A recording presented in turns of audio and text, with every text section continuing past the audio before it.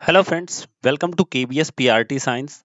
आज के हमारे topic work energy and power में पार्ट टू में हम पढ़ने वाले हैं पोटेंशियल एनर्जी के बारे में एंड पावर के बारे में। दोस्तों, इसके पहले मैंने आपको एक पार्ट और दिया है जिसमें हमने पढ़ा है वर्क के बारे में, एनर्जी के बारे में एंड काइनेटिक एनर्जी के बारे में। तो अगर आपने पहला पार्ट नहीं देखा है तो आई विल रिकमेंड यू आप लोग पहला पार्ट जरूर से जरूर देखें।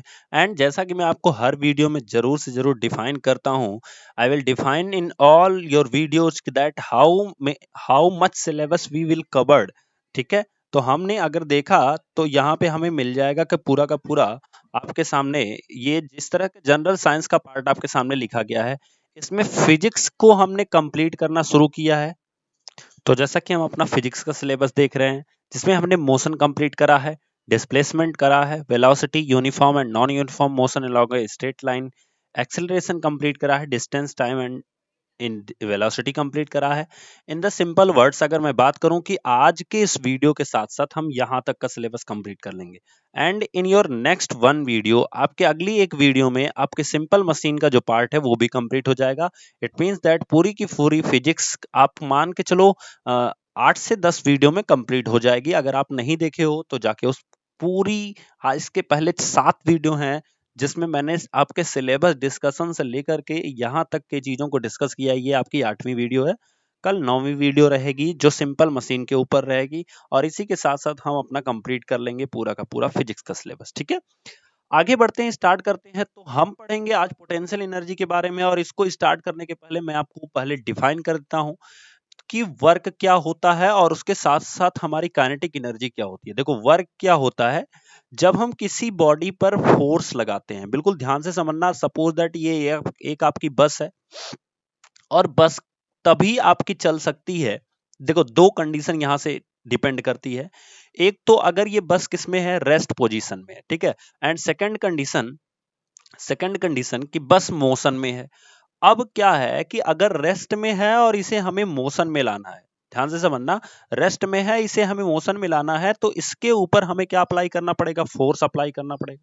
ठीक है, और वो फोर्स जब रेस्ट में है तो हम मोशन में ला रहे हैं, तो फोर्स जो अप्लाई कर रहे हैं वो इसको मोशन में ला रहा है। इसका मतलब जो फोर्स इस पे लग रहा है, जैसे मान लो कोई एक इंसान है, ठीक है, वो क्या कर रहा है, बस को पुश कर रहा है। तो जब बस को पुश कर रहा है तो बस इस डायरेक्शन में मूव कर रही है, मींस दैट कि आपका फोर्स इसी डायरेक्शन में लग रहा है और आपका जो मूवमेंट है वो भी इसी डायरेक्शन में हो रहा है, इसी डायरेक्शन में। तो इट मींस दैट कि जब हम बल के दिशा में ही अपना डिस्प्लेसमेंट देख रहे होते हैं, in the direction of force, जब आपका डिस्प्लेसमेंट उसी दिशा में होता हो या उसी डायरेक्शन में होता हो, तो ऐसी कंडीशन में कहा जाता है वर्क इज डन। ठीक है, वर्क इज डन। अब इसी तरह से अगर मैं आपको एक और कॉन्सेप्ट को क्लियर कर दूं पहले मैं, ठीक है, तो वो ये होता है, सपोज दैट कि एक कह सकते हो एक डोंकी है या एक गधा है, उसके सिर के ऊपर, जैसे मान लो अगर एक गधा है तो उसके सिर के, उसके पीठ के ऊपर कुछ बोझ रखा गया है, कुछ वेट रखा गया है, ठीक है। इस वेट का जो फोर्स है वो कहाँ काम कर रहा है, नीचे की ओर, और ये मूव किधर करता है, आगे की ओर। तो क्या ये इस फोर्स की वजह से मूव करता है? तो ऐसा आप देखोगे तो इसके फोर्स में और इसके मूवमेंट में टोटल 90 डिग्री का यहाँ पे एंगल है। कितने डिग्री का एंगल है, 90 डिग्री का। मैं आपको बताऊं कि आपके इस सिलेबस में तो दिया नहीं गया है, W is to only F into S दिया गया है। न first position in the sense कि आपका अगर फोर्स इस डायरेक्शन में है तो आपका मूवमेंट भी इस डायरेक्शन में हो, एंड सेकंड पोजीशन जो कि मैंने आपको बताया था कि फोर्स इस डायरेक्शन में है और मूवमेंट इस डायरेक्शन में हो, यानी 180 डिग्री का चेंज हो, तो उस कंडीशन में ये माइनस हो जाता है। और अगर ये दोनों सेम डायरेक्शन में हो, यानी उनके बीच में जो डिग्री है वो 0 की हो, तो उस कंडीशन में ये प्लस होता है। क्लियर? बट आपको मैं आज बता रहा हूं कि ये अगर इस तरह की कुछ कंडीशंस आपके सामने आते हैं कि अगर बीच में उसके 90 डिग्री का बनता है, देन मैं आपको एक सिंपल सा फार्मूला बताता हूं, हमेशा याद कर लो, F cos theta into S. It means that ये जो कॉस थीटा है ये चेंज दिखाता है कितने डिग्री का एंगल चेंज हो रहा है। तो अगर 90 डिग्री का कहीं भी चेंज होता है, ध्यान रखना, अगर 90 डिग्री का कहीं भी चेंज होता है तो वहां पे वर्क 0 हो जाता है। क्यों? Because cos 90 degree is equals to 0। तो this is the concept about work, याद रखना, क्योंकि हमारे एग्जाम में वो कहां से पूछ लेंगे, क्योंकि वर्क है तो वर्क का पूरा कंप्लीट प्रोसेस आपको पता होना चाहिए। So this is work. और किसी भी चीज को वर्क में लाने के लिए उसके पास क्या होनी चाहिए, एनर्जी होनी चाहिए, ठीक है। एनर्जी का दो फॉर्म ऐसा होता है कि इसे हम ना ही कभी प्रोड्यूस कर सकते हैं, याद रखना, कभी भी हम एनर्जी को कभी भी प्रोड्यूस नहीं कर सकते हैं, ना ही उसे हम कभी डिस्ट्रॉय कर सकते हैं, ठीक है। एंड ये जो हम आपको कह सकते हो रूल बताए हैं, इसी को कंजर्वेशन ऑफ एनर्जी कहा जाता है, ठीक है, कि ना ही एनर्जी को प्रोड्यूस किया जा सकता है, ना ही एनर्जी को डिस्ट्रॉय किया जा सकता है। देन हम कर क्या सकते हैं, we can change the form of energy, हम एनर्जी के फॉर्म को चेंज कर सकते हैं। एग्जाम्पल बताता हूं, जैसे अगर हम किसी साइकिल को पैडल कर रहे हैं, सिंपल सा आप समझ लो कि अगर हम किसी बाईसाइकिल को पैडल कर रहे हैं तो हमारे अंदर कौन सी एनर्जी किस फॉर्म में चेंज हो रही है। तो सबसे पहले तो हम फूड लेते हैं, फूड जो कि किसमें होता है, केमिकल एनर्जी में होता है। बहुत ध्यान से समझना, ऐसे क्वेश्चंस आने की पूरी प्रोबेबिलिटी होती है। फूड जो कि किसमें होता है, केमिकल एनर्जी में होता है। ये केमिकल एनर्जी कन्वर्ट किसमें होती है, ध्यान से समझना, मस्कुलर एनर्जी में कन्वर्ट होती है, जो हमारे मसल्स के थ्रू क्या होती है, लगती है। और वो मस्कुलर एनर्जी जो होती है वो पैडल्स पर यूज होती है, जिसको हम पैडल जब करते हैं तो यूज होती है। और जब हम पैडल करते हैं तो साइकिल किसमें आती है, काइनेटिक एनर्जी में आती है। तो फाइनली आपने देखा कि 3-4 फॉर्म में ये चेंज हो रही है। सबसे फर्स्ट जो है वो केमिकल एनर्जी है, मस्कुलर एनर्जी है, फिर उसके बाद वो किस में चेंज हो रही है, काइनेटिक एनर्जी में चेंज हो रही है। So this is the process of change of the energy. But याद रखना, ना ही हम इसको प्रोड्यूस कर सकते हैं, ना ही हम इसको क्या कर सकते हैं, डिस्ट्रॉय कर सकते हैं। बस हम इसके फॉर्म को क्या कर सकते हैं, चेंज कर सकते हैं। आई होप आपको समझ में आया होगा। और इसी के बेस पे हमने बताया था कि आपको कुछ फॉर्म्स ऑफ एनर्जी, जिसमें मैंने आपको बताया था मैकेनिकल एनर्जी, ध्यान से सुनना, मैकेनिकल एनर्जी को बताया था। मैकेनिकल एनर्जी के बारे में हमने बताया था जो कि किससे किससे मिलकर बनी होती है, potential energy and kinetic energy से मिलकर बनी होती है, जो मैकेनिकल एनर्जी होती है। तो हमने पिछले वीडियो में डिस्कस करा था काइनेटिक एनर्जी को। आज के इस वीडियो में हम क्या डिस्कस करेंगे, पोटेंशियल एनर्जी को। काइनेटिक एनर्जी क्या होती है कि अगर कोई बस जो है, जैसे मैं एक और एग्जांपल देता हूं, इसको थोड़ा सा मिटा लेते हैं, ठीक है। तो अगर एक बस है, वो खड़ी है, तो वो किसी भी तरह से हार्मफुल नहीं हो सकती है। बट वो बस जो है ना, अगर थोड़ा भी मूवमेंट करने लगे, थोड़ा भी क्या करने लगे, मूव करने लगे, यानी वो क्या हो जाए, मोशन में आ जाए, तो सामने वाले व्यक्ति को हार्म कर सकती है, या सामने वाले जो हमारा पर्सन है, इसको हार्मफुल या इसको नुकसान पहुंचा सकती है, ठीक है। लेकिन अगर बस है तो कोई नुकसान नहीं होगा।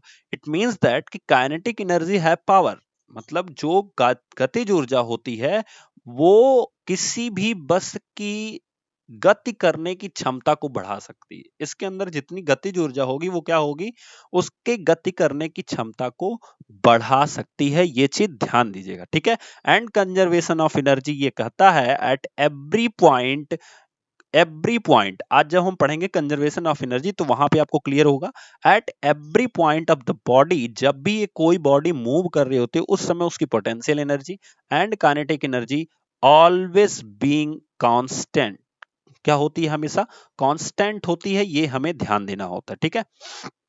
चलिए, आज का वीडियो हम शुरू करते हैं, जिसमें हम पढ़ेंगे पोटेंशियल एनर्जी के बारे में। तो हम स्टार्ट करते हैं, पोटेंशियल एनर्जी क्या होती है। Potential energy is that the potential energy possessed by the object is energy present in it by virtue of its position और कॉन्फ़िगरेशन। देखो ध्यान से समझना, इसमें यही चीज कही गई है कि किसी भी बॉडी के अंदर जो पोटेंशियल एनर्जी होती है वो उसके स्थिति के कारण होती है। स्थिति मतलब होता है कि जैसे मान लो कोई कितना ज्यादा स्टेबल है, उसी के कारण उसकी स्थिति होती है। एक सिंपल सी भाषा में मैं आपको बताऊं कि कोई बॉडी है जो कि आपके ग्राउंड पे यम मास है, ठीक है, या कह सकते हो एक बॉल है यम मास की, और ये ग्राउंड पे है, ठीक है। इसको जितना ऊपर उठाओगे, ठीक है, ध्यान समझना, मान लो मैंने इतना ऊपर उठा दिया, यच हाइट पे लेते गए हम इसको, तो इस यम मास की बॉडी में जो पोटेंशियल एनर्जी आएगी, अब चूंकि इसका जो मास होगा वो यम है, और हमने ग्राउंड के अपोजिट साइड में वर्क किया है, सो इसका जो वेट आएगा वो कितना आएगा, mg आ जाएगा, ठीक है। एंड ये कितनी हाइट पे है, h हाइट पे है, so potential energy is equals to क्या हो जाएगा, mgh। और इसी के कारण ये जितनी हाइट पे जाएगी उतनी ज्यादा इसके अंदर किस तरह की एनर्जी आएगी, किस तरह की एनर्जी आएगी? Potential energy. क्यों आएगी? बिकॉज देखो, potential energy is proportional to H, because M जो होगा, मास जो होगा बॉडी का, वो चाहे हम एच ऊंचाई पर लें, या सीधी भाषा में कर सकते हो चाहे हम 10 मीटर पर ले जाएं, चाहे हम 20 मीटर पे ले जाएं, ये अलग अलग चेंज होता जाएगा, लेकिन इसका मास जो है वो चाहे 10 मीटर पे ले जाओ चाहे 20 मीटर पे, ये मास तो इतना ही रहेगा। एंड ग्रेविटेशनल एक्सेलरेशन जो है वो भी इतना ही रहेगा। सो दैट्स वाई हम कह सकते हैं कि जितनी हम हाइट बढ़ाएंगे उतनी ज्यादा इसके अंदर पोटेंशियल एनर्जी बढ़ती जाएगी। It means that in simple words we can say that कि जितनी ज्यादा हाइट होती है उतनी ज्यादा उसके अंदर पोटेंशियल एनर्जी आती है, because mass and gravitational acceleration is always constant for everybody या every object. Clear that? तो इसी चीज को हम क्या कर सकते हैं, पोटेंशियल एनर्जी किसी वस्तु की स्थिति के कारण उसके अंदर जो ऊर्जा होती है उसी को हम क्या कहते हैं, स्थितिज ऊर्जा कहते हैं। पोटेंशियल एनर्जी को हिंदी में हम क्या कहते हैं, स्थितिज ऊर्जा कहते हैं दोस्तों। ठीक है, आगे हम लोग देखते हैं कि जैसे ये देख रहे हो आप, आपके सामने क्या दिख रहा है कि ये जो धनुष है ये क्या कर रहा है, जब ये खींच रहा है, पीछे की तरफ खींच रहा है, तो जितना ज्यादा खींच रहा है उतना ज्यादा इसके अंदर स्थितिज ऊर्जा आ रही है, और जितना ज्यादा खींचेगा उतनी ज्यादा दूर ये जाने की प्रोबेबिलिटी होगी, तीर को उतनी ज्यादा दूर ऐसे तीर निकल के जाएगी। ठीक है, और जितना पीछे खींचा जाएगा, ठीक है, बट एक लिमिट होती है कि ये पता चले ये धागा आपका टूट जाए तो फिर कोई फायदा नहीं होगा। तो जितनी ज्यादा हम पीछे खींचेंगे उतनी ज्यादा तो तीर को जाने की लिमिट होगी, बिकॉज इसके अंतर्गत मैंने आपको बताया ना कि at every point potential energy plus kinetic energy always been a constant. ठीक है, तो ऐसी कंडीशन में क्या होता है कि जब आपकी पोटेंशियल एनर्जी डिक्रीज करेगी उस समय आपकी काइनेटिक एनर्जी क्या करेगी, इंक्रीज करेगी, क्योंकि क्योंकि हर पॉइंट पे ये दोनों क्या होते हैं, कांस्टेंट होते हैं। क्लियर? तो इस तरह से हम अपनी नेक्स्ट स्लाइड पे चलते हैं, जिसमें हमें पढ़ना है क्या हाइट से रिलेशन होता है पोटेंशियल एनर्जी का। तो जैसा कि आप लोग देख पा रहे होंगे, an object increases it's energy when raised through a height. जैसा कि मैंने आपको सिंपल सी बताया कि potential energy depends on height, जितनी ज्यादा हाइट इसकी इंक्रीज करोगे उतनी ज्यादा उस ऑब्जेक्ट के अंदर क्या आएगी, एनर्जी आएगी। ठीक है, किसी वस्तु को ऊंचाई पर उठाने पर उसकी ऊर्जा क्या होती है, बढ़ जाती है। मैंने आपको समझाया, because potential energy is equals to M G H. फिर से मैं समझा दे रहा हूं, एम हमेशा कांस्टेंट रहेगा, जी कांस्टेंट रहेगा, देन वेरी कौन करेगा, एच करेगा। इट मींस दैट कि अगर ये ग्राउंड लेवल पे है तो इसकी पोटेंशियल एनर्जी जितना कम, जितने अब थोड़ा सा अगर हाइट हम बढ़ाएंगे तो थोड़ी सी ज्यादा बढ़ेगी पोटेंशियल एनर्जी, अगर हम और ज्यादा बढ़ाएंगे तो इसकी एनर्जी और ज्यादा बढ़ती जाएगी। It means that potential energy is always depend on H. जितनी ज्यादा इसकी हाइट हम बढ़ाएंगे उतनी ज्यादा ये बढ़ती जाएगी। ठीक है, this is because work is done on it against gravity while it is being raised. अब ऐसा क्यों होता है, उसका रीजन है कि जब हम किसी पार्टिकल को यम मास के पार्टिकल को जब हम उठा रहे होते हैं तो हम क्या करते हैं, इस ग्रेविटी के अपोजिट साइड में वर्क कर रहे होते हैं, और यही जो काम हमने किया है इस ग्रेविटी के अपोजिट साइड में, यही इस मास में पोटेंशियल एनर्जी के फॉर्म में कन्वर्ट हो जाता है, या कह सकते हो पोटेंशियल एनर्जी के फॉर्म में उसमें आ जाता है, उसमें रुक जाता है। ठीक है, तो आपसे कभी कभी अगर क्वेश्चन पूछ ले कि जो जब किसी बॉडी को, ध्यान से सुनना, जब किसी यम द्रव्यमान की बॉडी को या यम मास की बॉडी को यच ऊंचाई पर उठाया जाता है तो उस समय जो कार्य किया जाता है वो किस रूप में आता है, तो वो पोटेंशियल एनर्जी के फॉर्म में इस बॉडी के अंदर आ जाता है स्टेबल। इसी वजह से जब हम इसको छोड़ते हैं तो आप देखो इसकी पोटेंशियल एनर्जी यहाँ पे सबसे ज्यादा होती है, mgh, जितनी हाइट होगी उतना ज्यादा होगी, लेकिन जैसे जैसे हाइट कम होगी पोटेंशियल एनर्जी क्या होगी, डिक्रीज होगी। और मैंने आपको बताया अगर पोटेंशियल एनर्जी डिक्रीज होगी then you can say that कि काइनेटिक एनर्जी इंक्रीज होगी, क्योंकि जैसे हम पार्टिकल को छोड़ेंगे इसकी काइनेटिक एनर्जी जब ये नीचे आएगा तो इसकी जो गतिज ऊर्जा है वो बढ़ती जाएगी, and at the point of the ground जब ये सबसे नीचे पहुंचेगा तो इसकी गतिज ऊर्जा सर्वाधिक होगी, सबसे तेज होगी, बिकॉज जो पोटेंशियल एनर्जी है उसकी हाइट सबसे कम होगी, इट मींस दैट ये बहुत ज्यादा डिक्रीज कर जाएगी, एंड जब ये ग्राउंड पर आएगा उसी समय इसकी काइनेटिक एनर्जी मैक्सिमम होगी। तो आपसे ऐसे कंडीशन दे करके भी क्वेश्चंस पूछे जा सकते हैं, ठीक है। और वर्क डन उस समय क्या होता है, mgh के बराबर होता है, क्योंकि मैंने आपको बताया कि जब हम ग्रेविटी के खिलाफ कोई काम करेंगे, in the opposite direction of gravity we will done the work, then you can say that कि जो वर्क डन है वो is equals to mgh and it's depend on h। जितनी हाइट पे हम ले जाएंगे उतनी ज्यादा पोटेंशियल एनर्जी उसके अंतर्गत आती रहेगी, ठीक है। नेक्स्ट देखते हैं, जैसा कि एक एग्जांपल मैं आपको दिखा रहा हूं यहाँ पे, कि ये जो बॉल है ये यहां से उठा करके यहां तक ले जाई गई है। तो इस हाइट के ऊपर डिपेंड करती है एट दिस पॉइंट हमारी पोटेंशियल एनर्जी कितनी होगी। ध्यान से समझना, पोटेंशियल एनर्जी कितनी होगी, mgh। एंड अगर मैं काइनेटिक एनर्जी की बात करूंगा एट दिस पॉइंट तो ये कितनी होगी, 0 होगी। इट मींस दैट कि अगर हम यहाँ पे law of conservation of energy देखें तो टोटल एनर्जी ऑलवेज कितनी होनी चाहिए, mgh के बराबर होनी चाहिए, total energy at any point. अब ये पार्टिकल जब नीचे आ रहा है तो एट दिस पॉइंट हम क्या पाएंगे कि थोड़ी सी जो हमारी जो पोटेंशियल एनर्जी है ये डिक्रीज जाएगी एंड काइनेटिक एनर्जी इंक्रीज जाएगी। सो फिर भी इन दोनों पॉइंट पे अगर दोनों को हम ऐड करें एट पॉइंट ऑफ सी, अगर हम ले लेते हैं यहाँ पे सी, तो पॉइंट ऑफ सी पे जो पोटेंशियल एनर्जी है एंड काइनेटिक एनर्जी है, इन दोनों को जब हम ऐड करेंगे तो हमेशा किसके इक्वल होनी चाहिए, mgh के इक्वल होनी चाहिए। ये अपने माइंड में रखिएगा, ठीक है। Next, law of conservation of energy, it stage that energy can only be transformed, जो कि मैंने आपको शुरू में बता चुका हूं कि इसको हम सिर्फ बदल सकते हैं from one form to another. It can be neither be created not destroyed, ये ना ही आपको इसे ना ही आप क्रिएट कर सकते हो ना ही इसे आप डिस्ट्रॉय कर सकते हो। हिंदी में ऊर्जा को केवल एक रूप से दूसरे रूप में परिवर्तित किया जा सकता है, इसे न तो बनाया जा सकता है और न ही नष्ट किया जा सकता है। Clear that. आगे दिया गया है, the sum of kinetic energy and potential energy of an object is its total mechanical energy. याद रखना कि जो काइनेटिक एनर्जी होती है और पोटेंशियल एनर्जी होती है, इन दोनों का जो एडिशन होता है, सम होता है, वो हमेशा क्या होता है, मैकेनिकल एनर्जी होता है एंड वो हमेशा कांस्टेंट भी होता है। ये भी मैंने आपको बताया, हमेशा क्या होता है, कांस्टेंट भी होता है, ठीक है। और हमेशा क्या होता है, मैकेनिकल एनर्जी के इक्वल होता है, ये आपको ध्यान रखना है, ठीक है। It means that mgh and half mv square is equals to constant.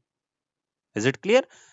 आगे देखते हैं, अब यहाँ पे पावर दिया गया। पावर क्या होता है, power is defined as the rate of doing work. जैसे सिंपल सी बात है, आप जब कोई मशीन लेने जाते हो, ठीक है, कोई भी मशीन आप लेने जाते हो तो आप ढूंढते हो कि उसकी पावर कितनी है। पावर मीन्स क्या होता है, वो मशीन इन 1 सेकेंड, ध्यान से सुनना, in 1 second how much work has been done by the machine. आप सोच सकते हो कि इन 1 सेकेंड में उस मशीन के द्वारा कितना काम किया जा रहा है, यही उसकी पावर कहलाती है, ठीक है। एंड याद रखना, पावर का जो यूनिट होता है वो क्या होता है, वाट होता है। और यहीं से एक क्वेश्चन पिछली बार आया था, वो क्वेश्चन क्या था कि वाट सेकंड, बहुत ध्यान से सुनना, watt second, watt second unit किसकी है। तो आप खुद देखो, अगर वाट सेकंड को देखोगे देन पावर की यूनिट क्या होगी, वाट होगी। इट मींस दैट हम पावर की जगह पे क्या लिख सकते हैं, वाट लिख सकते हैं, संजू वाला, संजय दत्त का। उसके बाद हम यहाँ पे वर्क को क्या लिख सकते हैं, जूल लिख सकते हैं। वर्क की जो यूनिट होती है वो जूल होती है। टाइम की यूनिट क्या होती है, सेकंड होती है। देन अगर आप कंपेरिजन कराओगे तो यहां से इसका मल्टीप्लाई करा सकते हो यहां से, एंड ये हमारा हो जाएगा वाट सेकंड। ध्यान से देख लो, ये एक क्वेश्चन पूछा गया था 1 नंबर का, is equals to what, joule. अब वहां पे ऑप्शन में आपको वर्क नहीं दिया गया था। जूल जो है ये आपके वर्क की भी यूनिट होती है एंड आपकी एनर्जी की भी यूनिट होती है, because energy is nothing but doing capacity of doing work, ठीक है। Energy nothing but capacity of doing work, so that's why we can say that कि work is also an energy, work is also an energy, so that's why हमें वहां पे option में क्या लगाना था, एनर्जी, ठीक है। हिंदी में क्या कहेंगे, ऊर्जा कहेंगे। वाट सेकंड को ऊर्जा कहते हैं, ठीक है। अब आप देखे होंगे कि हमारे आपके घरों में एक आता है बिजली का बिल, और वो बिल किसके बेस पे आता है, हमारे घर में लगे हुए मीटर के बेस पे आता है। और वो मीटर हमें बिजली किस में बताता है, यूनिट में बताता है। किस में बताता है, यूनिट में बताता है। तो आखिर ये यूनिट, ये पावर ही तो है, बिजली भी एक तरह की पावर है। तो ये यूनिट कितने के बराबर होती है, ये इंपॉर्टेंट चीज है, क्योंकि ये प्रैक्टिकली हम अपने घरों में देखते हैं कि हमारे घर में कहा जाता है ना कि इतनी यूनिट बिजली महीने में लगती है या इतनी यूनिट बिजली रोज लगती है। तो ये चीजें हम देखेंगे उसके बारे में।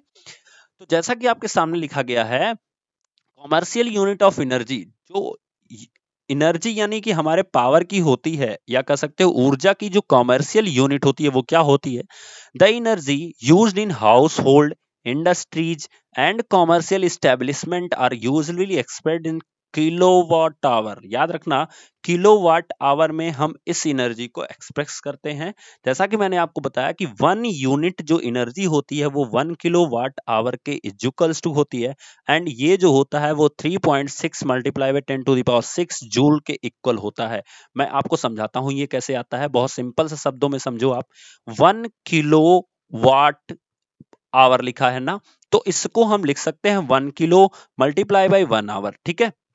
अच्छा, 1 किलोवाट को हम लिख सकते हैं 1000 वाट। ध्यान से लिख समझना, क्या लिख सकते हैं, 1 किलोवाट को 1000 वाट लिख सकते हैं। एंड 1 आवर को क्या लिख सकते हैं, 3600 सेकंड लिख सकते हैं। ठीक है।